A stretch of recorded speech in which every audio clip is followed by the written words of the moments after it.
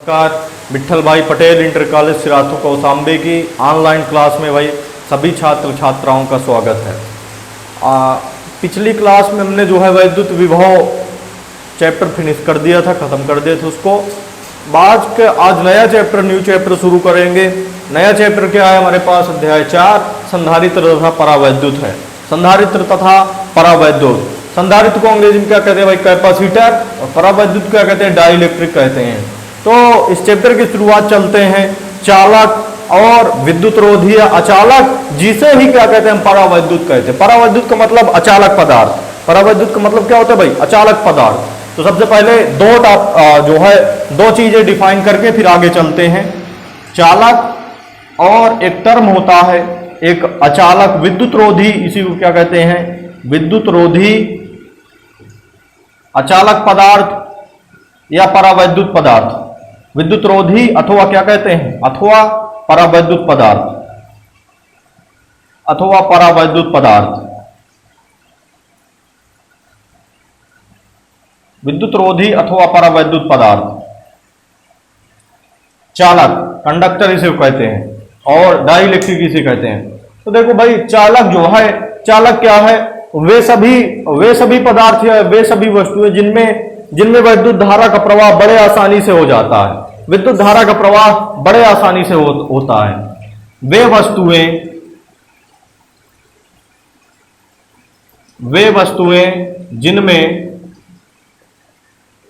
जिनमें धारा का प्रवाह आसानी से हो जाता है, आसानी से होता है, चालक कहलाते हैं। चालक कहलाते हैं। चालकों में मुक्त इलेक्ट्रॉनों की संख्या पाई जाती है।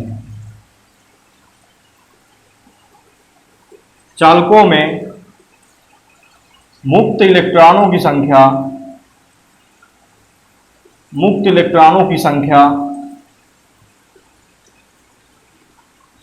पाई जाती है।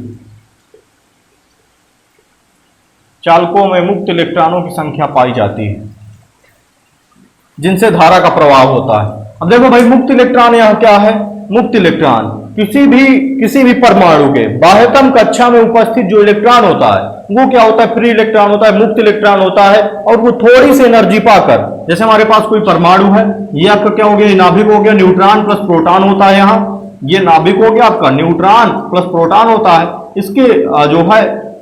इसके कक्षा में इलेक्ट्रॉन क्या है? घूमते रहते हैं। इसके बाहरी कक्षा में, जो सबसे बाहरी कक्षा में उपस्थित इलेक्ट्रॉन होता है, वही क्या होता है? मुक्त इलेक्ट्रॉन होता है। ये थोड़ी सी एनर्जी यदि इसको दे दिया जाए, हल्का सी एनर्जी दे दिया जाए, थोड़ी सी एनर्जी दे दिया जाए, तो ये एनर्जी पाके क्या होता है? अपनी कक्षा क्या कर देता है? छोड़ देता है। तो यही क्या कहलाता है? मुक्त इलेक्ट्रॉन। तो जो चालक है, चालकों में क्या है? मुक्त इलेक्ट्रॉनों की संख्या अधिकतम होती है, इसीलिए धारा का क्या होता है? प्रवाह हो पाता है। तो यहां से जो है चालक कई प्रकार से हो सकते हैं। जैसे हमारे पास क्या है? लोहा, तांबा और चांदी, एल्युमिनियम, जितनी धातुएं होती हैं वो सारी की सारी क्या कहलाती हैं? चालक के अंतर्गत होती हैं। धातुएं सभी चालक के अंतर्गत होती हैं। तो यहां से हमारे पास ये कंडीशन हो गई। अब विद्युत रोधी अथवा परावैद्युत पदार्थ पर चलते हैं। तो वे वस्तुएं जिनमें विद्युत धारा का प्रवाह आसानी से नहीं होता है, या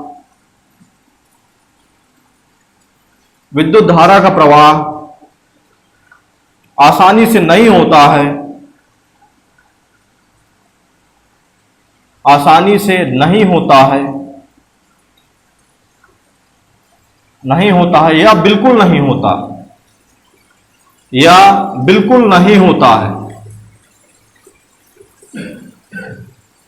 वे वस्तुएं जिनमें विद्युत धारा का प्रवाह आसानी से नहीं होता है या बिल्कुल नहीं होता है, वे सभी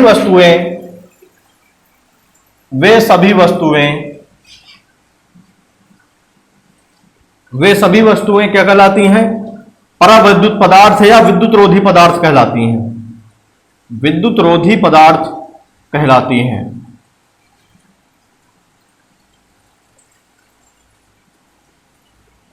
कहलाती हैं। जैसे जैसे लकड़ी, प्लास्टिक, रबर इत्यादि।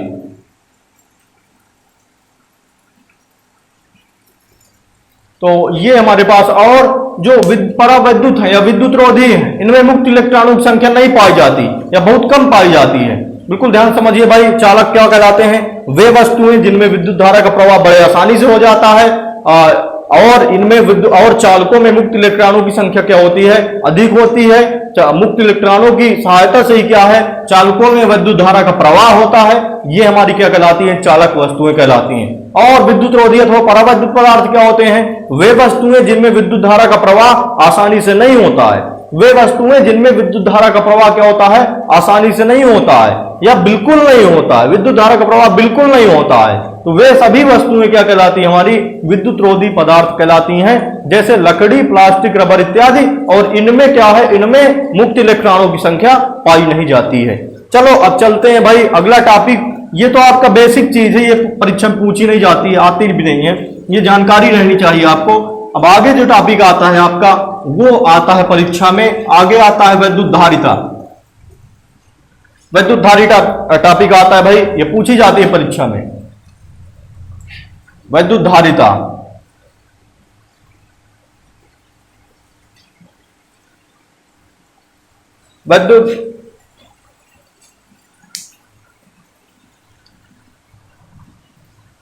वैद्युत धारिता या इलेक्ट्रिक कैपेसिटेंस,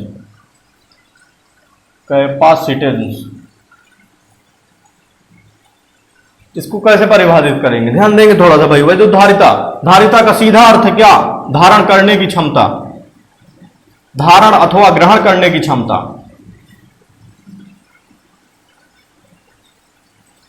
यही तो क्या कहलाएगा? धारिता कहलाएगा।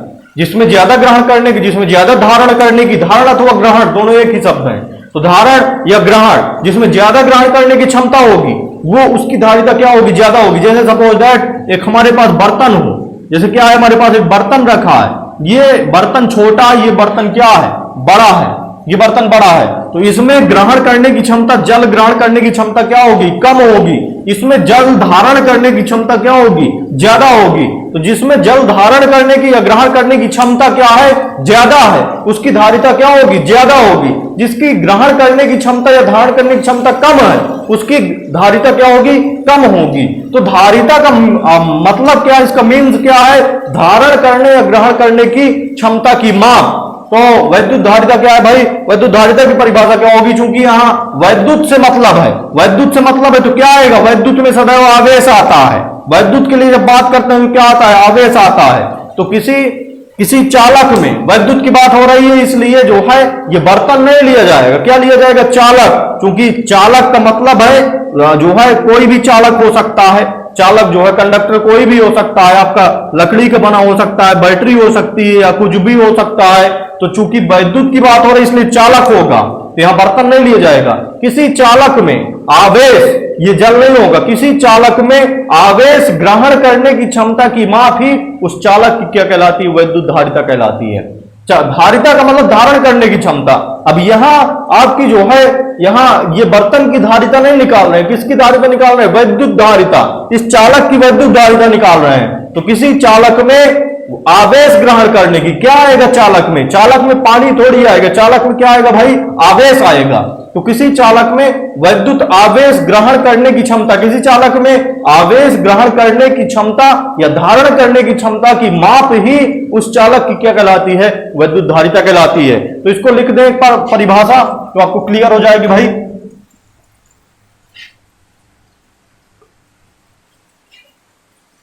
किसी चालक में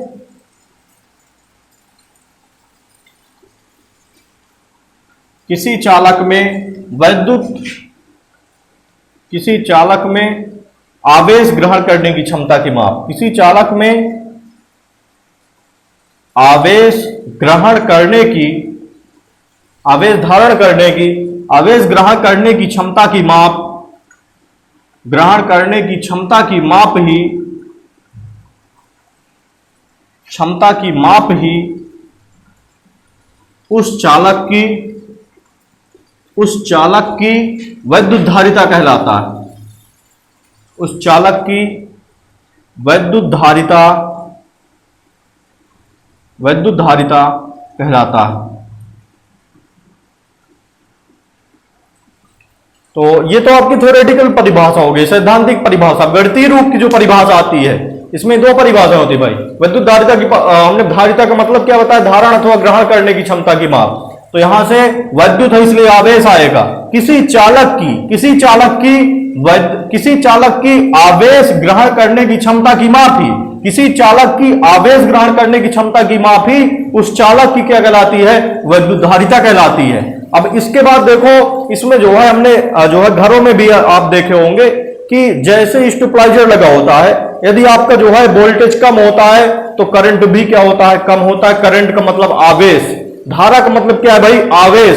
तो जब वोल्टेज बढ़ा देते हैं तो आवेश या धारा अपने आप क्या हो जाती है, बढ़ जाती है। यह वोल्टेज कम होगा तो धारा या जो है विद्युत क्या होगी, हमें कम प्राप्त होगी। धारा का मतलब है आवेश, चूंकि धारा I बराबर क्या होता है, Q/T होता है। तो धारा कम होगी तो आवेश क्या होगी, सीधा सा कम होगी। तो यहां से जो है, चलो देखते हैं, इसकी एक गणितीय रूप की परिभाषा होती है भाई।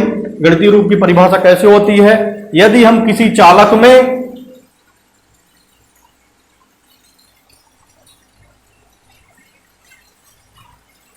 बढ़ाएंगे तो धारा या आवेश बढ़ जाएगा, या आवेश बढ़ाएंगे तो विभव क्या हो जाएगा, बढ़ जाएगा। तो यदि किसी चालक का आवेश बढ़ाया जाता है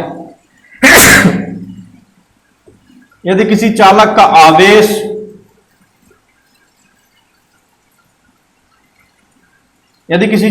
आवेश बढ़ाया जाता है तो विभव भी उसी अनुपात में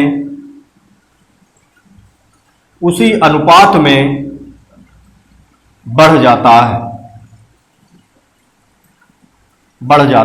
ये बात ध्यान रखिए भाई, ये आप उदाहरण से देख सकते हैं। घरों में यदि जो है वोल्टेज बढ़ा दिया गया तो लाइट अपने आप विद्युत क्या हो जाती है, बढ़ जाती है। कहने का मतलब वोल्टेज से क्या हुआ, धारा बढ़ी, विद्युत धारा बढ़ी।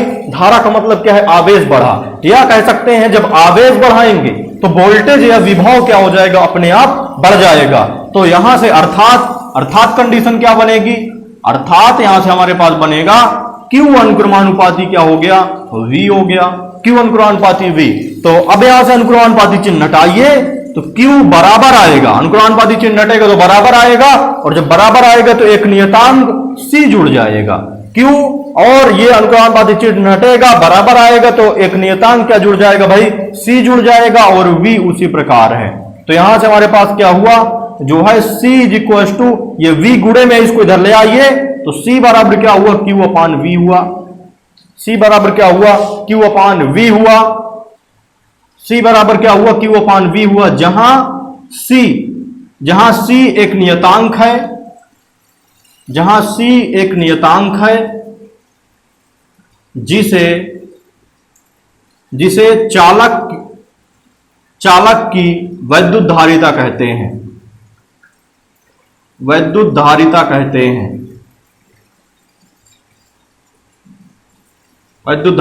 अब देखो भाई इसका मात्रक क्या होगा, वैद्युत धारिता का मात्रक क्या होगा। तो मात्रक समझ के चलते हैं। यहां से मात्रक हमारे पास ध्यान देंगे भाई, थोड़ा सा ये परिभाषा हटा दे, इसको ध्यान रखिए, परिभाषा परीक्षा में पूछी जाती है। अब देखो यहां से जो है वैद्युत धारिता का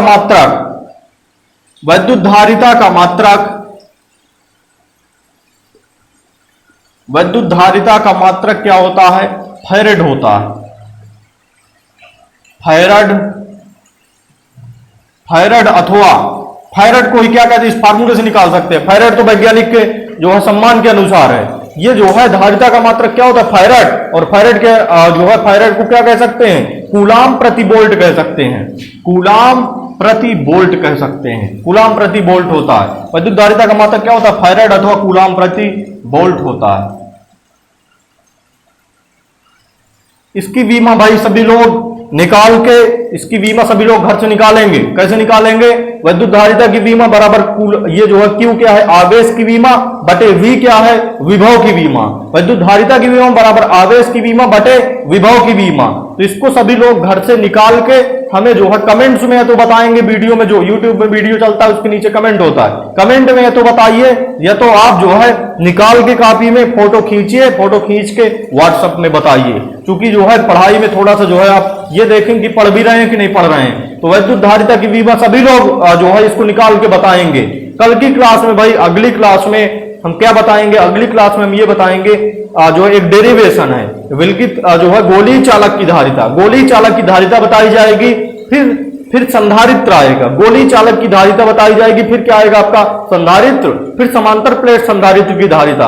और इसमें एक टॉपिक फिर और रह जाता है, इसमें एक दो टॉपिक और है जो काफी महत्वपूर्ण है। संधारित्र की ऊर्जा हो गया और ऊर्जा घनत्व का डेरिवेशन हो गया। तो इस तरह ये चैप्टर हमारा जो है, ये चैप्टर एक दो क्लास में, 2-3 वीडियो में कंप्लीट हो जाएगा। फिर पूरी तरह से जिस प्रकार जो है पढ़ाते थे क्लास में या कोचिंग में, उसी क्रम में न्यूमेरिकल बताएंगे। पूरे न्यूमेरिकल नहीं हो सकते, कुछ न्यूमेरिकल जो है बता दिए जाएंगे भाई। कुछ न्यूमेरिकल आप घर से करेंगे तो आपका कंप्लीट हो जाएगा काफी कुछ चीजें।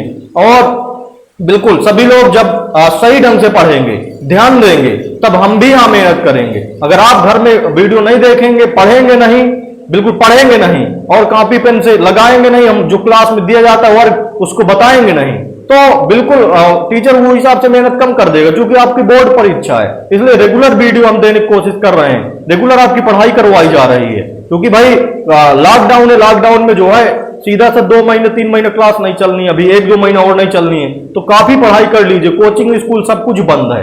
तो बिल्कुल जो होमवर्क दिया गया है इसको करके दिखाइए और रेगुलर मेहनत कीजिए सभी लोग। तो रेगुलर वीडियो पढ़ेंगे, नहीं तो फिर जो है रेगुलर कोई ये जिम्मेदारी नहीं है कि रेगुलर वीडियो डाला जाए। तो ये जो है ये एक हमारी जिम्मेदारी है, लड़कों को नुकसान ना होने पाए।